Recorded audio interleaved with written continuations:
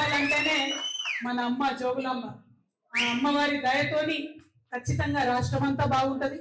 గద్వాల ప్రజల జీవితాల్లో కూడా మంచి మార్పును తీసుకొస్తామని ఈ సందర్భంగా తెలియజేస్తా ఉన్నాం. మనకు తెలుసు గద్వాల్ అంటే ఏం మాట్లాడతారు, ఒక పక్క చేనేత కష్టాలు, ఇంకో పక్క సీడిపత్తి కష్టాలు, ఇంకో పక్క దేశంలోనే అత్యంత వెనుకబాటుతనం ఉన్న ఐజా లాంటి మండలాలు. మరి 80 ఏండ్లు గడిల పాలన నడిచింది. ఒకటి బంగ్లా, ఇంకోటి బంగ్లా. వీళ్ళ ఇద్దరి పాలన 80 ఏండ్లలో ఆడపిల్లలు కనీసం చదువు చెప్తలేరు ఐజా మండలంలో. దేశంలోనే లాస్ట్ నంబర్ లో ఉన్నది. ఇక మరి కేటితోటి మండల్, ఐజా మండల్, గట్టు మండల్, ఇవన్నీ కూడా ఒకటిని మించి ఒకటి వెనుకబాటుతనంలో పోటీ పడుతున్న పరిస్థితి ఉన్నది. మరి అంత గొప్ప గొప్ప వాళ్ళు ఉంటే ఎందుకు వెనుకబాటుతనం అని ప్రశ్నిస్తున్నటువంటి నడిగడ్డ పోరాట సమితి ఆ నాయకులకు అందరికీ కూడా మళ్ళీ అభినందనలు. ఆ స్పిరిట్ అట్లనే ఉండాలి, ఎందుకంటే పోరాటం ఇంకా కొంచెం కొనసాగుతుంది. ఆ బంగ్లను పక్కకు తప్పించి గద్వాల గడి మీద ఉద్యమకారుల జెండా ఎగిరేంత వరకు కూడా ఆ పోరాటం, ఆ కోపం, ఆ దుఃఖం దాచుకొని ఉండాలి. ఎందుకంటే మొన్న వచ్చినాం రైతు గర్జన సభకి. ఆ రోజు చెప్పినాం మా సీడిపత్తి రైతులకు అన్యాయం జరుగుతుందని. ఇక్కడ దాకా వస్తుంది, హైదరాబాద్ దాకా రైతుల్ని తీసుకొస్తుంది, అన్యాయం జరుగుతుందని చెప్పింది.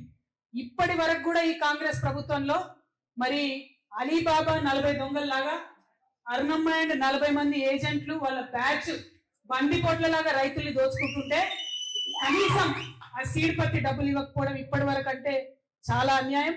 ఆ 200 కోట్ల రూపాయలు తక్షణమే విడుదల చేయాలని మేము మళ్ళొకసారి తెలంగాణ జాగృతి తరఫున డిమాండ్ చేస్తా ఉన్నాం. మరి గద్వాలకు వచ్చిన రోజు అక్కడ చేనేత కార్మికులు చూసి మనం ఆ రోజు డిమాండ్ చేసినాం, లోన్లు పెండింగ్ ఉన్నాయి ఇవ్వమని. ఆ లోన్లు ఇప్పుడు వచ్చినాయి, కానీ ఇక ముందు చేపట్టాల్సిన అనేక చేనేత కార్యక్రమాలని మొత్తం కూడా ప్రభుత్వం నిర్వీర్యం చేస్తున్నటువంటి పరిస్థితి కనబడుతున్నది. రాష్ట్ర వ్యాప్తంగా ఉన్న చేనేత కార్మికుల పక్షాన నేను ప్రభుత్వాన్ని డిమాండ్ చేస్తా ఉన్నాను. ఖచ్చితంగా వాళ్ళకు ఉచితంగా ఇవ్వాల్సినటువంటి నూలు కావచ్చు, రంగులు కావచ్చు, యథావిధిగా ఆ స్కీమ్స్ అన్ని కొనసాగించాలని చెప్పి చేనేత కార్మికుల పక్షాన కూడా నేను డిమాండ్ చేస్తా ఉన్నాను. మరి తమ్ముడు రంజిత్ పేర్లనే విజయం ఉన్నది, రంజిత్ అంటేనే జయం, రంజిత్ అంటేనే విజయం. కాబట్టి రేపటి నాడు తెలంగాణ జాగృతి జెండా చేతికి పట్టుకొని ముందుకెళ్తున్నా అని చెప్పిండు. గద్వాల్లోనే కాదు, ఉమ్మడి మహబూబ్ నగర్ జిల్లాలో అన్ని చోట్ల కూడా జాగృతి జెండా రెపరెపలాడేలాగా చేస్తా అని చెప్పిండు. మరి వారి స్ఫూర్తి ఖచ్చితంగా ఉంటది. ఆల్ ఇండియా ఫార్వర్డ్ బ్లాక్ నుండి గద్వాలలో సింహం గుర్తిస్తే మరి మొట్టమొదటి విజయం గద్వాల జిల్లానే ఇచ్చింది. రేపటి నాడు కూడా మరి కౌంటింగ్ లెక్క పెడితే ఎమ్మెల్యే సీట్లల్లా మొట్టమొదట గెలిచేది కూడా మన అమ్మవారి దయతోని ఈ సత్యం నెరవేరుతుందని నేను బలంగా నమ్ముతా ఉన్నా. బహుజన బిడ్డలకు అవకాశాలు వస్తలేవు, ఉద్యమకారులకు అవకాశాలు వస్తలేవు. వాస్తవమే, చాలా చోట్ల అదే జరుగుతున్నది.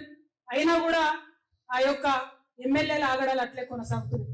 మీ అందరికి గుర్తుండొచ్చు, బాహుబలి సినిమా వచ్చింది. బాహుబలి మొదటి సినిమా వచ్చినప్పుడు అందరికీ పెద్ద ప్రశ్న ఉండేది, కట్టపై ఎందుకు చంపిడు బాహుబలిని, అవునా కదా? ఇప్పుడు గద్వాలంతా ప్రశ్న ఏంటంటే బండ్ల కృష్ణమోహన్ రెడ్డి ఏ పార్టీలో ఉన్నాడని.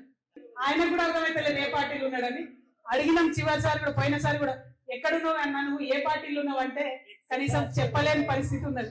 అంటే బీఆర్ఎస్ పార్టీ కూడా ఒక అచేతనమైన స్థితిలో, పార్టీని వదిలిపెట్టి కాంగ్రెస్ లకు పోయినటువంటి ఎమ్మెల్యేలు కూడా మొయ్యాల్సిన పరిస్థితిలో ఇవాళ ఉండడం. అందుకే గద్వాలలో సీడిపత్తి రైతులకు అన్యాయం జరిగితే రాదు, బీఆర్ఎస్ పార్టీ రాదు, అడగదు. గద్వాలలో చేనేత కార్మికులకు అన్యాయం జరిగితే రాదు, బీఆర్ఎస్ పార్టీ అడగదు. అంటే ప్రధాన ప్రతిపక్షం నిద్రపోతుంది, పాలక పక్షం పట్టించుకోదు.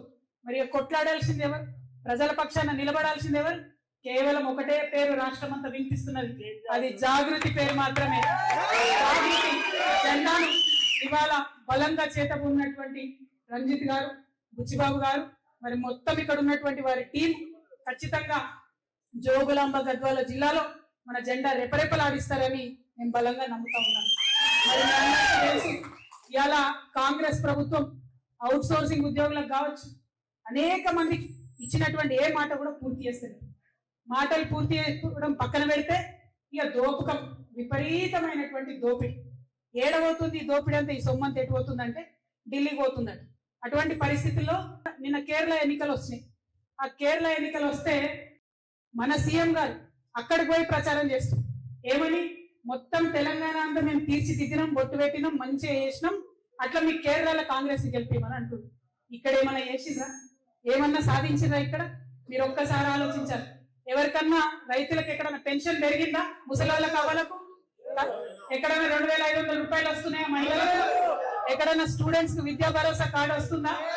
నిరుద్యోగులకు జాబులు వస్తున్నాయా? రైతులకు రైతు భరోసా టైంకి వస్తున్నదా? ఒకటే ఎకరానికి రైతు భరోసా వేసి దాన్ని పెద్ద గొప్పగా చెప్పి అక్కడ పోయి మాట్లాడుతున్నారు. రైతు రుణమాఫీ కూడా సగం కూడా కానటువంటి పరిస్థితి.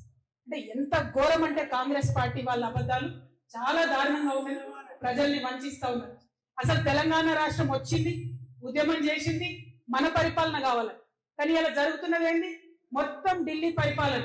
ఢిల్లీ నుండి మొన్న ఒక చిన్న సంఘటన జరిగిందండి. ఢిల్లీ నుంచి సీఎం గారు ఏదో మీటింగ్ లో ఉంటే రాహుల్ గాంధీ గారు ఫోన్ చేసినారు. రేవంత్ రెడ్డి గారు ఏదో మీటింగ్ లో ఉంటే రాహుల్ గాంధీ గారు ఫోన్ చేసినారు. రాహుల్ గాంధీ గారు ఫోన్ చేయగానే తక్కువ రేవంత్ రెడ్డి అటెన్షన్ లో లేచి నిల్చొని సార్ సార్ చెప్పండి సార్ రాహుల్ జీ అన్నాడు. పక్కన ఒక ఆయన సంచులు మోసిన ఆయన ఉంటాడు.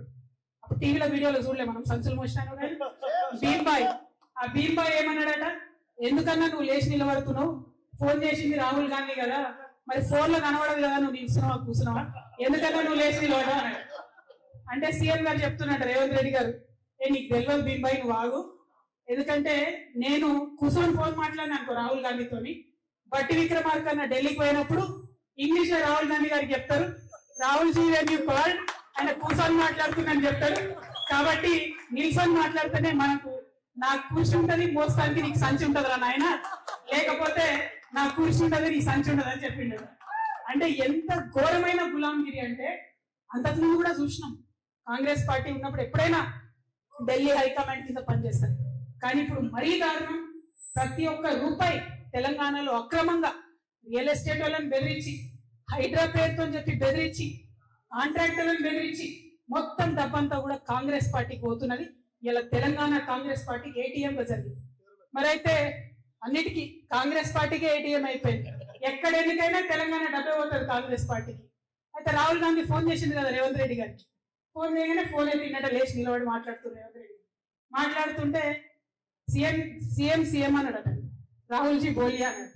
అంటే are you giving jobs? No Rahul ji. Are you giving salaries? No Rahul ji. Are you giving pensions? No Rahul ji. Are you giving Rythu Bandhu? No Rahul G.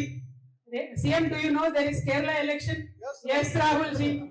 Money to Kerala, G Rahul ji. So ఇట్లా నడుస్తుంది వాళ్ళ కథ. అంతే తప్పితే ప్రజల ముచ్చట్లు, ప్రజలకు ఇచ్చే పనులు, ప్రజలకు ఇచ్చే అవసరాలు అనేటటువంటి లేవు. ఇక రేవంత్ రెడ్డి గారు మీ మహబూబ్ నగర్ జిల్లాని వారిని ఒకటే మాట్లాడుతున్నానే, నిన్ననే కర్ణాటకలో ఉన్న అప్పర్ భద్ర ప్రాజెక్ట్ కి నేషనల్ స్టేటస్ ఇచ్చింది.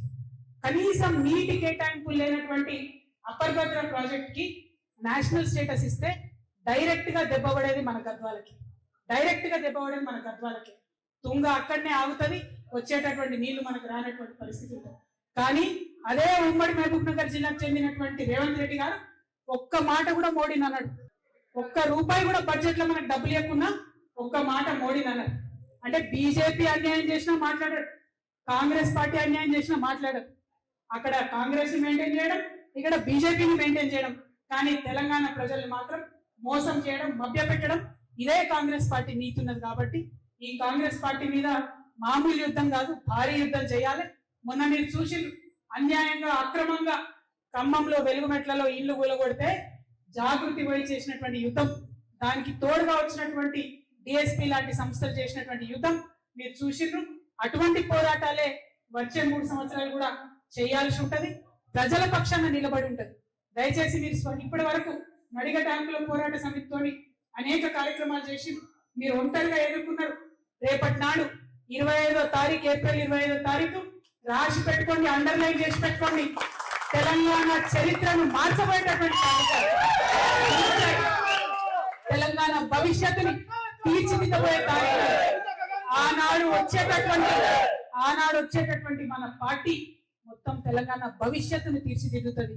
ఒక కొత్త తరహా రాజకీయం ఎట్లుండాలి, ప్రజల పక్షాన నిలబడి త్యాగాలు చేసేటటువంటి రాజకీయ నాయకులు ఎట్లుండాలో చూపించేటటువంటి పార్టీగా ఉంటుంది.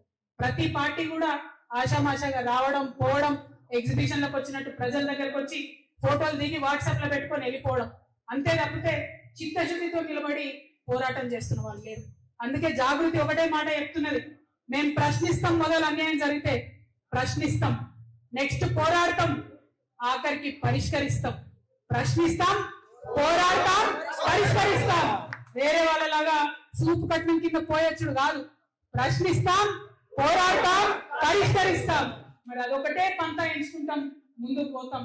తమ్ముడు రంజిత్ గారికి ప్రజా జీవితంలో అపారమైనటువంటి అనుభవం ఉన్నది. పాదయాత్రలు చేసిండు, పల్లె నిద్రలు చేసిండు, ప్రజల కష్టాలు దగ్గర నుండి చూసినటువంటి వ్యక్తి తమ్ముడు. బ్యాడ్ న్యూస్ ఏంటంటే ఇంకా 3 ఏళ్ళు కూడా అదే వేయాల్సి ఉంటది. అధికారంలోకి వచ్చిన తర్వాత ప్రజల జీవితంలో మంచి మార్పు తెచ్చేటటువంటి ప్రణాళికలు వేస్తున్నాం. ఇంటర్నేషనల్ లెవెల్లో ఉన్నటువంటి బుద్ధిజీవులతో మేధావులతో చర్చలు జరుపుతున్నాం. అద్భుతమైనటువంటి ఎజెండాను 25వ తారీఖు నాడు ప్రకటించబోతా ఉన్నాం. కలిసి వచ్చేటటువంటి శక్తులందరినీ కూడా కలుపుకొని ముందుకు పోతాం. కానీ ప్రజల మధ్యలోనే ఉంటాం, పప్పన్నం తింటాం, పాదయాత్ర చేస్తాం, అంతేనా? ప్రజల మధ్యలోనే ఉంటాం, వారి సమస్యలు పరిష్కరించడానికి వారితోనే కలిసి నడుస్తాం. ఎందుకంటే ఇవాళ ప్రతి ఒక్కరు కూడా పెద్దవాళ్ళ గురించి మాట్లాడుతున్నారు, కానీ నేను కోరుకునేది ఒకటే, సామాన్యుల చేత, సామాన్యుల కోసం, సామాన్యుల వల్ల వచ్చేటటువంటి సర్కార్ రావాలి. వచ్చిన తర్వాత కూడా సామాన్యుల కోసమే పనిచేయాలి. అటువంటి సర్కార్ రావడానికే తెలంగాణ జాగృతి ప్రయత్నం చేస్తున్నది. జాగృతికి ఉన్నటువంటి ఒక సాంస్కృతిక నేపథ్యం, పల్లె ప్రజలతో ఉన్నటువంటి అనుబంధం రేపటి నాడు తెలంగాణను తీర్చిదిద్దడంలో, ఇండియాలో నంబర్ 1 చేయడంలో మనం ఖచ్చితంగా ముందడుగేస్తాం, ముందటుంటాం. మరి తెలంగాణ ఆడబిడ్డగా, మీ అందరి అక్కగా